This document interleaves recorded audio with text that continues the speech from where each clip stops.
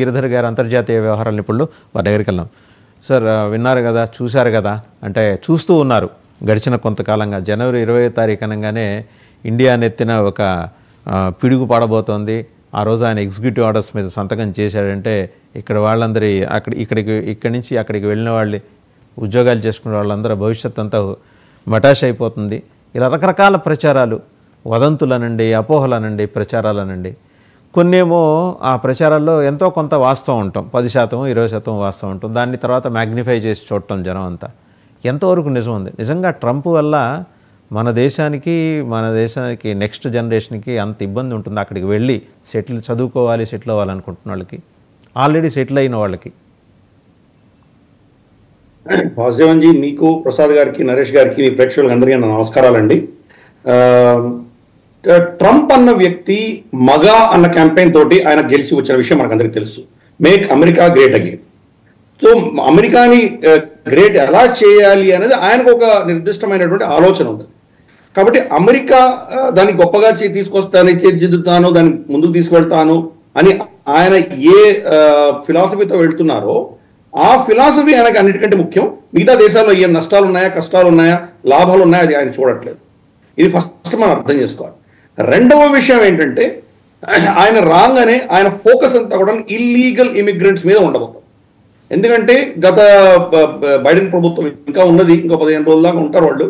Biden ప్రభుత్వం ఏం చేశారంటే, ఈ గ్లోబల్ డీప్ స్టేట్ వాళ్ళ ఆలోచన, వాళ్ళ ప్రాజెక్ట్ ప్రకారం, వాళ్ళ నారేటివ్స్ ప్రకారం వాళ్ళు ఏం చేశారంటే, వాళ్ళ బార్డర్స్ని కంప్లీట్గా వదిలిపెట్టేశారు, అందరినీ లోపలికి రానిచ్చారు. యూరోప్లో అదే పరిస్థితి చూసాం మనం. యాంజెలా మర్కెల్ లాంటి వాళ్ళు కంప్లీట్ అల్ట్రా లెఫ్టిస్ట్ భావజాలంతో ఈ సిరియా నుంచి, తర్వాత ఆఫ్ఘనిస్తాన్ నుంచి, ఇటువంటి ప్రాంతాల నుంచి, అలాగే నార్త్ ఆఫ్రికా నుంచి వాళ్ళందరినీ కూడా యూరోప్లో పర్మిట్ చేస్తే ఈరోజు యూరోప్లో పరిస్థితి ఏంటో మనం చూస్తున్నాం. అదే పరిస్థితి ఈరోజు అమెరికాలో కూడా వచ్చింది. అయినా వాళ్ళ భావజాలం అలా ఉంటుంది. ఎందుకంటే 2 కారణాలు ఉన్నాయి. హ్యూమన్ రిసోర్స్ అన్నటువంటి కాన్సెప్ట్ వెస్ట్లో ఉంది. అంటే మనకు ఏదైనా ప్రొడక్షన్ చేయాలంటే మనకు ముడిసరుకు ఉంటుంది, రా మెటీరియల్స్ ఉంటాయి, తర్వాత మనకు మెషినరీ ఉంటుంది, ఎలక్ట్రిసిటీ, వాటర్, ఇవన్నీ కూడా ఎలాగైతే మనకు రిసోర్స్, అలా హ్యూమన్ కూడా రిసోర్స్ అంటున్నాం. అంటే ఆ వ్యక్తి, అతని మనిషిగా చూడాలి అన్నటువంటి కాన్సెప్ట్ లేదు అక్కడ. ప్రతిదీ కూడా ఒక వాళ్ళ భోగాని కోసం, వాళ్ళ అవసరాల కోసం వాడుకునేటువంటి ఒక రిసోర్స్ మాత్రమే, అలా భావన వాళ్ళకుంటుంది. అది అందుకని వాళ్ళ పాపులేషన్ తగ్గిపోవడంతో వాళ్లకు చిన్న చిన్న పనులు చేయడానికి మనుషులు కావాలి. కాబట్టి వీళ్ళందరినీ పర్మిట్ చేశారు లోపలికి. కానీ అక్కడ ప్రాబ్లం ఎక్కడ వచ్చిందంటే, వీళ్ళకు స్కిల్ సెట్స్ లేవు. 2, వీళ్ళు వచ్చినటువంటి దేశాల్లో అక్కడ చాలా విపరీతమైనటువంటి క్రైమ్లో వీళ్ళందరూ ఇన్వాల్వ్ అయి ఉన్నటువంటి వ్యక్తులు. 3వది, కొన్ని ఎస్పెషల్లీ యూరోప్లో వెళ్ళిన వాళ్ళందరూ కూడా మత ఛాందసం ఉన్నటువంటి వాళ్ళు వెళ్ళారు. సో ఇటువంటి వాళ్ళు రావడంతో ఈరోజు వాళ్ళ సమాజం క్షీణిస్తారు. వాళ్ళ సమాజం క్షీణిస్తున్న దృష్ట్యానే వెస్టర్న్ దేశాలలో ఇప్పుడు ఒక విధమైనటువంటి దానికి ఏమంటారంటే, ఈ యొక్క ప్రాజెక్ట్కి వ్యతిరేకంగా ఓట్లు పడుతుంది. ఈరోజు డొనాల్డ్ ట్రంప్ అంత ఘన విజయం సాధించి ఆయన రాగలిగారంటే కనుక వాళ్లలో ఈ వోకిజము, ఈ యొక్క ఇల్లీగల్ ఇమిగ్రెంట్స్ వ్యతిరేకంగా ఉన్నటువంటి భావజాలం వల్లనే వాళ్ళు ఆయన గెలవగలిగాడు. అలాగే మనం చూస్తే కనుక ఈవెన్ యూరోప్లో కూడా అంతే. మరీన్ లపెన్, ఆవిడ సడన్ గా 2%, 3% ఉన్న వ్యక్తి ఈరోజు ఇమాన్యుయల్ మాక్రాన్ కంటే ఎక్కువ సీట్లు వచ్చినాయి ఆవిడకి. ఈయూలో ఆవిడకి ఎక్కువ సీట్లు వచ్చాయి. జార్జియా మెలోనీ ఆల్రెడీ ప్రధానమంత్రిగా ఉన్నారు ఆవిడ. విక్టర్ ఆర్బన్ కావచ్చు, అలాగే మన అర్జెంటీనాలో మనకు జావియర్ మిలియే కావచ్చు. ఈ రైట్ వింగర్స్ అందరూ విపరీతంగా వచ్చారు. అలాగే మనకు యూకేలో కూడా చూస్తే కనుక మనకు బ్రెక్సిట్, అది కూడా ఈ ఇల్లీగల్ ఇమిగ్రేషన్ కి వ్యతిరేకంగా పడిన ఓటు అది. కాకపోతే యూరోప్ నుంచి విడిపోవడంతో వాళ్ళు చాలా కష్టాలు పడ్డారు. ప్లస్ ఈ జో బైడెన్ లెఫ్టిస్ట్ భావజాలం ఉన్నటువంటి ఈ యొక్క వీళ్ళ పాలసీస్ వల్ల రిషి సునాక్ చేసినటువంటిది అది వాళ్ళకి ఎకనామిక్ బాగా దెబ్బతీసింది. దాంతో మళ్ళీ వాళ్ళు ఈయన ఓడించాలని ఓటేశారు, కానీ ఏదో కేర్ స్టార్మన్ గెలిపించాలని ఓటేసింది కాదు. ఇవన్నీ ఈ యొక్క క్యాన్వాస్ మనం అర్థమైందంటే డొనాల్డ్ ట్రంప్ ఏం చేయబోతున్నారో మనకు అర్థమవుతుంది. ఆయన మనకేం సర్ప్రైజెస్ ఉండవు. సర్ప్రైజ్ అనేది మనం ఎక్స్పెక్ట్ చేయక్కర్లేదు. ఆయన అమెరికా ఫస్ట్ అగైన్ అన్నప్పుడు ఇల్లీగల్ ఇమిగ్రెంట్స్ మీద ఫస్ట్ వేటు పడుతుంది. 2వది, ఆయనకు ఏ స్కిల్స్ సెట్స్ కావాలో వాటిని తెచ్చుకునే ప్రయత్నం, లీగల్ గా తెచ్చుకునే ప్రయత్నం ఆయన చేస్తారు. కాబట్టి H1B వీసానా, A1, Z1 అంత సంబంధం లేదు. దానికి ఏదో ఒక నెపం పెట్టి ఆయనకు కావాల్సిన స్కిల్ సెట్స్ తెచ్చుకుంటారు. రేపు ఫర్ ఇన్స్టెన్స్ అమెరికాలో మనకు నర్సులు తక్కువ పడ్డారంటే నర్సులను భారతదేశం నుంచి తెచ్చుకునే పరిస్థితి ఆయన చేస్తారు. దానికి ఆయన ఏం చేయాలో అది చేస్తారు. అలాగే ట్రక్ డ్రైవర్స్ తక్కువయ్యారంటే వాళ్ళని తెచ్చుకుంటారు. ఈ ఈ యొక్క క్లారిటీ డొనాల్డ్ ట్రంప్ ఉంది. డొనాల్డ్ ట్రంప్ ఏమంటున్నారంటే లీగల్ ఇమిగ్రేషన్ నేను ఒప్పుకుంటాను, ఇల్లీగల్ ఇమిగ్రేషన్ నేను ఒప్పుకోను. ఒకటి. రెండు, స్కిల్ సెట్స్ కావాలి మాకు మా దేశంలో. ఇన్ఫాక్ట్ ఎలాన్ మస్క్ స్టేజ్ మీద ఉండగానే చెప్పారు, నీలాంటి వాళ్ళు మన దేశంలో చాలా మంది కావాలి రావాలి అని చెప్పారు. కాబట్టి దాంట్లో మనకు ఎటువంటి కన్ఫ్యూజన్ ఉండక్కర్లేదు. మూడవది, ఆయనను సపోర్ట్ చేసినటువంటి అల్ట్రా రైట్ వింగ్ వైట్ సూపర్మేసిస్ట్ ఆలోచన ఉన్నటువంటి ఆయన సపోర్టర్స్ ఎవరైతే ఉన్నారో వాళ్ళు మేక్ అమెరికా గ్రేట్ అగైన్ అనేది వాళ్ళకి వైట్ అమెరికా దాటి వాళ్ళకి ఏం కనిపించట్లేదు. అందుకనే భారతీయ మూలాల నుంచి వెళ్ళినటువంటి వాళ్ళు డొనాల్డ్ ట్రంప్ తన క్యాబినెట్ లో తీసుకునే వాళ్ళందరి మీద వీళ్ళు అటాక్స్ మొదలు పెట్టారు. శ్రీరామ్ కృష్ణన్ మీద కావచ్చు, లేదా వివేక్ రామస్వామి, ఇలా చాలా మంది మీద అటాక్స్ మొదలు పెట్టారు. సో అందుకని రైట్ వింగర్ నుంచి అటాక్స్ వస్తున్నాయి, లెఫ్ట్ వింగ్ నుంచి కూడా అటాక్స్ వస్తున్నాయి. ఫర్ ఇన్స్టెన్స్ తులసి గబార్డ్ని వాళ్ళు టార్గెట్ చేశారు. తులసి గబార్డ్ని దగ్గర కూడా రానివ్వకూడదు, ఆమె గారికి ఇంటెలిజెన్స్ ఆమె దగ్గర ఉందంటే కనుక రష్యాకి తొత్తుగా వ్యవహరిస్తుంది, యుద్ధ పిపాసి, ఇవన్నీ వాళ్ళు డైలాగ్ కొట్టారు. యాక్చువల్గా యుద్ధానికి కంప్లీట్ గా విరుద్ధం అని చెప్పి ఆవిడ చరిత్ర చెప్తోంది. అయినా కానీ కూడా ఇటువంటి ఒక నెరేటివ్ తయారు చేసే బిల్డప్ చేసేటువంటి ప్రయత్నం జరుగుతోంది అక్కడ.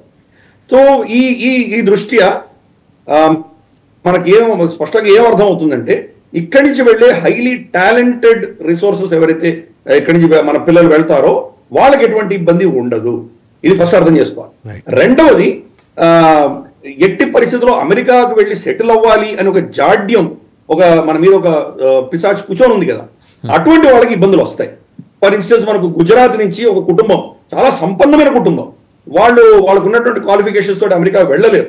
వాళ్ళు ఏం చేశారు, కెనడాలో వెళ్ళి కెనడా నుంచి ఈ స్మగ్లర్స్ తీసుకెళ్లి వాళ్ళు యుఎస్ బోర్డర్ దగ్గర వదిలేసి వెళ్ళిపోయారు. వీళ్ళు అక్కడ కొరికే మంచులో వీళ్ళు రాత్రిపూట వాళ్ళు దారి తెప్పిపోయి మంచులో ఇరుక్కుని పోయి మొత్తం భర్త భార్య పిల్లలు అందరూ ఆ చలిలో చచ్చిపోయారు. వాళ్ళు ఏదో కష్టంతో పొట్ట చేతులు పట్టుకొని వెళ్ళినటువంటి వ్యక్తులు కాదు వాళ్ళు చాలా సంపన్నమైన కుటుంబం నుంచి వచ్చిన వాళ్ళు. కానీ ఆ జాడ్యం పోలేదు కదా, మనకి అమెరికాకి వెళ్ళిపోవాలి, అమెరికా ఏదో మన స్వర్గధామం అనుకున్నటువంటి భావం ఉన్నటువంటి వాళ్ళకు తప్పకుండా వాళ్ళకి ఇది డొనాల్డ్ ట్రంప్ ఆయన 4 సంవత్సరాల్లో వీళ్ళకు కష్టకాలం అనేది తప్పదు.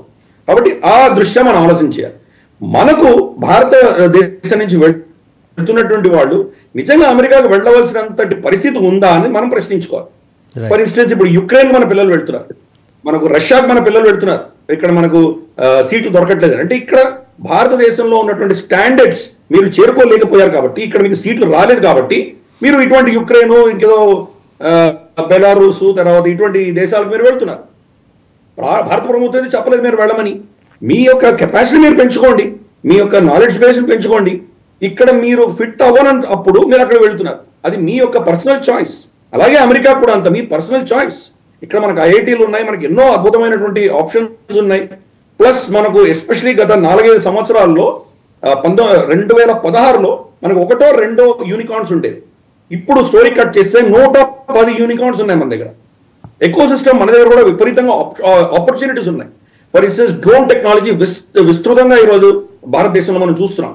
అలాగే మనకు స్పేస్ టెక్నాలజీ చూస్తున్నాం, బయోటెక్నాలజీ చూస్తున్నాం. ఎన్నో రంగాల్లో మనకు ఆపర్చునిటీస్ ఉన్నాయి.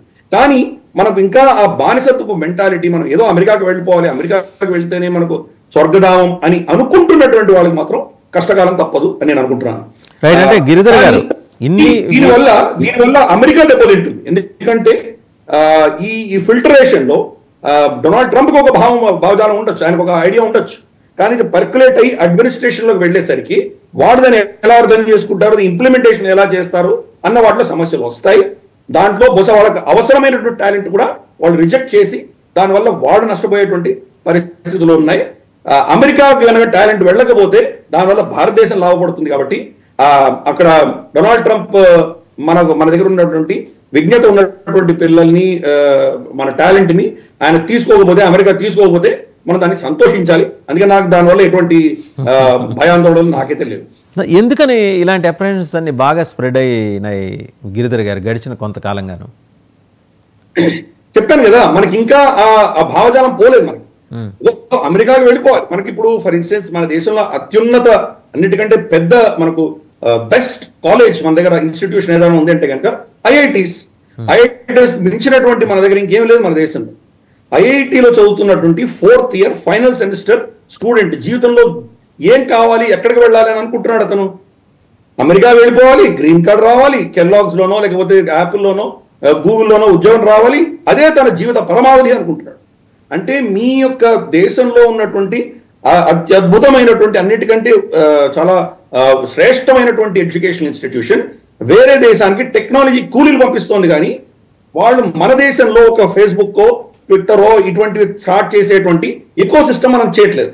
మన ఎడ్యుకేషన్ ఇన్స్టిట్యూషన్స్ అంతా కూడా వెస్ట్ కి టెక్నాలజీ కూలీలు పంపించే దిశగానే మన అలా దాన్ని వాళ్ళు తయారు చేశారు. ఇప్పుడు మారుతోంది అది. అక్కడ వెళ్ళినటువంటి వాళ్ళు కొంతమంది మళ్ళీ వెనక్కి తిరిగి వస్తున్నారు. అందుకనే మన దగ్గర ఉన్నటువంటి యూనికార్న్స్ చూస్తే కనుక చాలా యూనికార్న్స్ కూడా మన ఎన్ఆర్ఐస్ వీళ్ళందరూ వచ్చి స్టార్ట్ చేసినవి ఉన్నాయి. ప్లస్ మనకు మోదీ గారు డిమానిటైజేషన్ చేయడం వల్ల ఈరోజు ఒక ఏమంటారంటే ఒక సునామీ లాగా మనకి ఈ యూనికార్న్స్ అన్ని వచ్చినాయి. యూనికార్న్ అంటే మనం చూస్తే కనుక $1 బిలియన్ మార్కెట్ వాల్యుయేషన్ ఉన్న ఆ కంపెనీని మనం యూనికార్న్ అంటాం. అంటే $1 బిలియన్ వాల్యుయేషన్ కంటే తక్కువ ఉన్నవి కొన్ని 20-30 స్టార్టప్స్ ఉన్నాయి. స్టార్టప్ ఎకో సిస్టమ్ మన దేశంలో వచ్చింది. ఈరోజు మనం చూస్తే కనుక డిఫెన్స్ రంగంలో ఎన్నో అంశాలన్నీ కూడాను వీళ్ళే తయారు చేయగలుగుతున్నారు. చాలా అద్భుతమైనటువంటి టెక్నాలజీ మన ప్రైవేట్ రంగం చేస్తాం. అలాగే మనం చూస్తే కనుక మనకు ఈవెన్ స్పేస్ టెక్నాలజీలో కూడా ఈరోజు ఎండ్ టు ఎండ్ సొల్యూషన్స్ ఇచ్చేటువంటి కంపెనీలు చాలా వచ్చినాయి. చాలా వాలిడ్ అబ్జర్వేషన్స్ గిరిధర్ గారు. ఒకసారి మీ అబ్జర్వేషన్స్ మీద ప్రసాద్ గారు, కునిశెట్టి ప్రసాద్ గారు ఏమంటారు? ప్రసాద్ గారు చూశారు కదా, అమెరికాకి